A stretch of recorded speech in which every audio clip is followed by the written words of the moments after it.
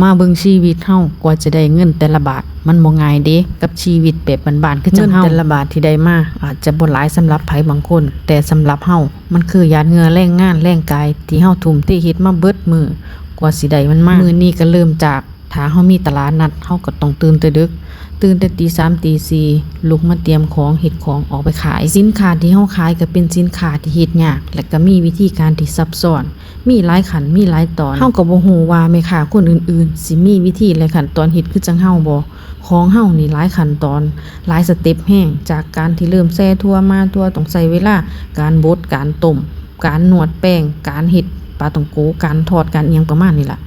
ของเฮาก็สิหลายขั้นตอนหลายอย่างคือกันแม่ค้าคนอื่นเฮาก็บ่ฮู้ว่าเพิ่นเป็นคือจังเฮามันก็เลยกลายเป็นว่าเฮาต้องเฮ็ดงานเตรียมของที่จะลงตลาดเฮ็ดอยู่เบิดมื้อนะทุกคนหลังจากที่เฮาก็จะต้องเตรียมของหรือว่าเฮ็ดอีหยังอยู่ประมาณเนี่ยใช้เวลาเกือบเป็นเสร็จจากตรงเตรียมของนี่เด้ที่เฮาเฮ็ดอยู่เบิดมื้อนี่ล่ะเฮาก็จะเข้าการสู่ตลาดเด้บัดเนี่ยตลาดเฮาก็จะต้องไปยืนขายอีกแต่ว่าเวลาขายน่ะใช้เวลาบ่ค่อยดุลดอก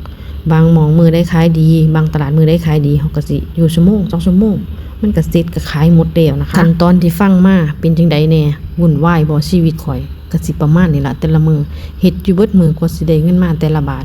เฮ็ดแล้วก็บ่แล้วได้ขายเรียบร้อยก็ต้องมาเก็บมาล้างให้เรียบร้อยแบบนี้ล่ะ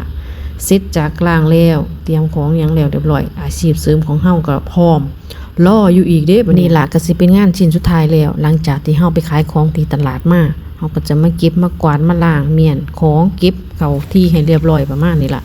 เสร็จจากขายของว่างๆเฮาก็จะมาลงสวนแล้วบัดนี้เป็นงานสวนของเฮาประมาณนี้เลยเริ่มจากการที่เพาะเมล็ดไว้เฮาก็จะปลูกผักหลายอย่างอยู่เนาะว่างๆก็จะปลูกผักทิ่มไว้จังซี่ล่ะมื้อนี้เม็ดพร้อมแล้วเฮาก็จะเอามาลงฟองน้ำอันนี้ก็จะเป็นเม็ดผักขึ้นสายของเฮาก็จะเพาะไว้รอบนี้สิเพาะหลายเติบเพราะว่ากองโฟมในโรงเรือนนี้มันยังบ่เต็มเฮากะว่าจะเพาะให้มันเต็มอันนี้คืออาชีพเสริมที่เฮาเฮ็ดคู่ไปกับการขายของตลาดนัดเป็นการปลูกผักขายช่วงนี้ก็จะปลูกได้แต่ในกองโฟมเพราะว่าในดินยังปลูกบ่ได้ต้องรออีกสักพักนึงให้ฝนมันซาก่อนเฮาค่อยจะมาปลูกนะคะเฮาก็สิบ่ดูถูกเงินหลัก10หลักร้อยเพราะว่ากว่าเฮาจะได้มาแลกด้วยหยาดเหงื่อแรงงานของเฮาเบิดมื้อ